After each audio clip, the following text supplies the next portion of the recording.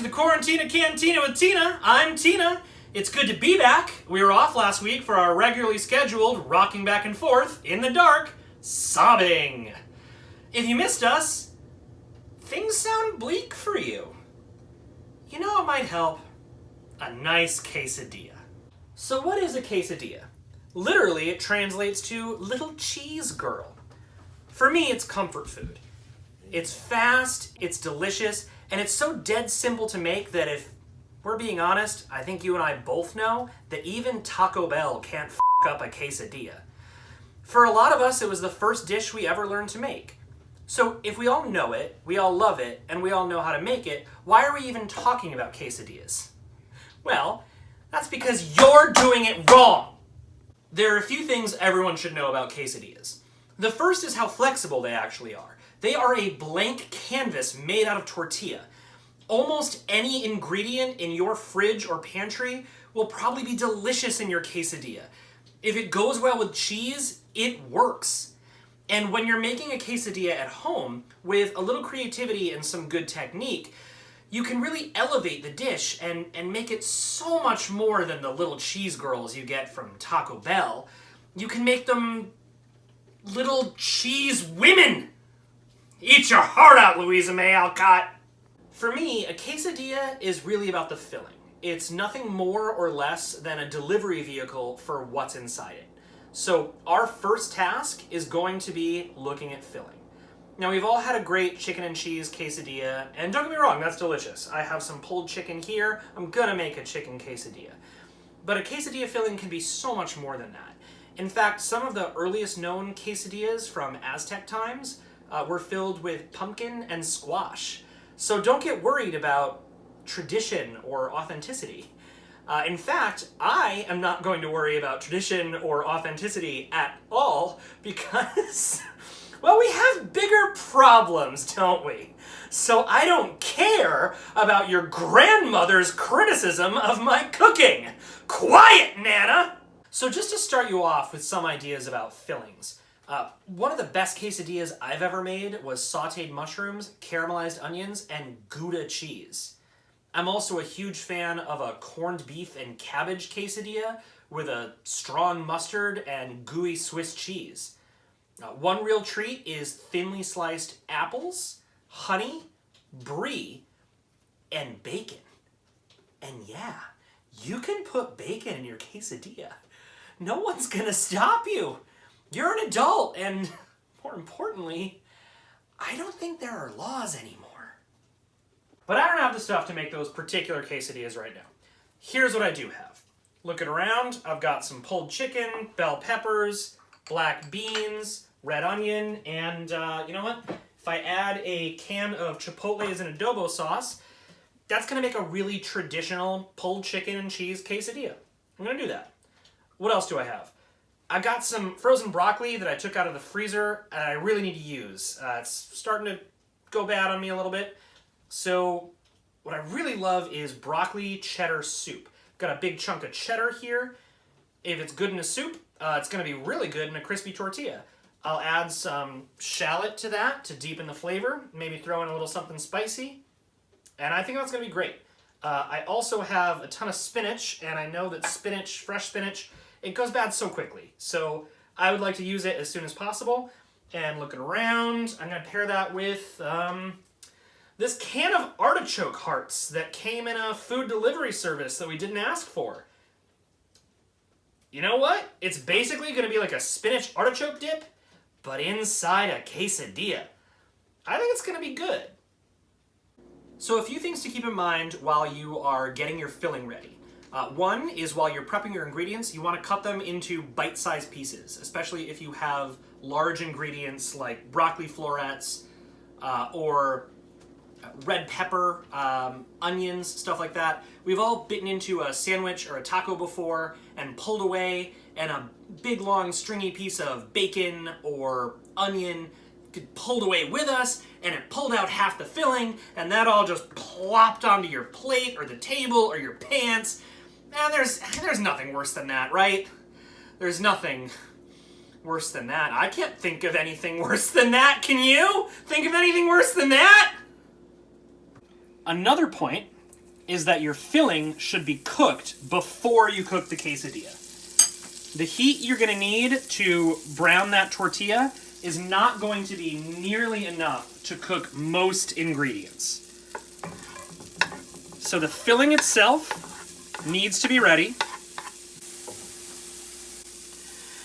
So related to wanting your filling to be ready before it ever goes in the quesadilla, you also want to combine your cheese with the filling before it goes into the quesadilla to ensure nice, even distribution. So I'm going to pour in some cheddar right now, let that melt and stir it up so that when I fry my quesadilla, I've got cheesy goodness in every bite. So for the spinach artichoke quesadilla, I'm going to put a little olive oil in the pan, add some shallots, spinach. I add it in batches, just so we're not overwhelming the pan all at once. I add my diced artichoke hearts.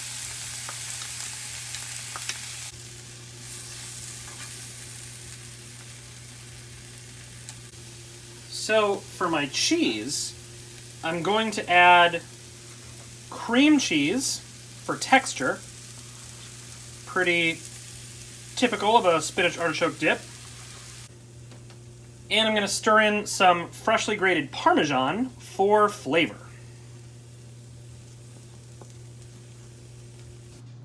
So it's time to start filling your tortillas with whatever filling you decided to make. Again, I hope the cheese is already melted, the ingredients are already cooked. There are two big rules with actually filling the tortillas. One is not to overstuff them. That's tempting, but the filling, if it's overstuffed, tends to squeeze out when you try to eat it. It's also more difficult to actually cook correctly. The other, as you will notice, is to fold your tortilla over. I am filling half a tortilla, folding it over, and pressing it out. Some people will take one tortilla, put the filling down, and then put another tortilla on top of it. Those people are wrong, and they are monsters. That is because this way, with a single tortilla, you have a hinge here. There's structural integrity. There's something holding the whole thing together. With two tortillas separated by a bunch of filling, that's a recipe for disaster. Those are not going to stay together. It's going to be very difficult to flip them in the pan. If you either overstuff or create a double stack tortilla, you're kind of setting yourself up for a mess. You're working with liquid hot cheese. So if you flip it and it's overstuffed or not structurally sound, you're going to get just hot cheese goo everywhere. It might burn you, and it's going to spatter all over, and your stovetop is going to look like a cheap motel room that Chuck E. Cheese rented, and he's not getting his deposit back. Okay, so we have a hot pan with a decent amount of oil. Not too much. We're not deep frying them. We don't want the filling to come into contact with the oil. But enough to help them slide around the pan easily and not stick, and get some nice even browning. Now with the frying, there are a couple rules. One is that you want to keep them moving if you can. Tortillas cook really easily, so it's not uncommon to get a tortilla that's burnt in one area and pert near raw in others. So the more that we can kind of keep them exposed to the whole pan, the more likely we are to get a nice even cook. Now after a couple minutes, as soon as, take a peek here, looks nice and golden brown. As soon as we browned one side, we want to flip it, and this is where our hinge comes in really handy. It's no problem to flip.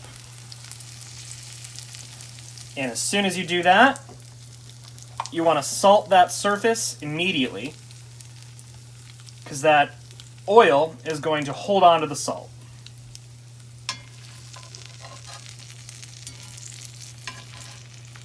And as soon as the tortilla is golden brown, it's time to pull these quesadillas. Second, you may have noticed that I made a lot more filling than I actually used for these quesadillas. Yeah, well, the rest of it stores in the fridge really easily. Once you've already cooked your ingredients and mixed them with cheese to create a sort of homogeneous filling, there is no easier or faster meal than a quesadilla. You take a tortilla, you take a few spoonfuls of the mix you've already got ready in your fridge, you've got dinner in less than 5 minutes. That leaves you so much time to watch Tiger King or catch up on 90s sitcoms that you saw 20 years ago, or, play Animal Crossing and try to get a better price for your turnips. It's really one of the best things about quesadillas is that the leftovers are just the easiest dinner you've ever made. And that's dinner. I hope you give quesadillas a try, because I believe that together we can help these little cheese girls become little cheese women, even better than reading Are You There, God? It's Me, Margaret. Until next time.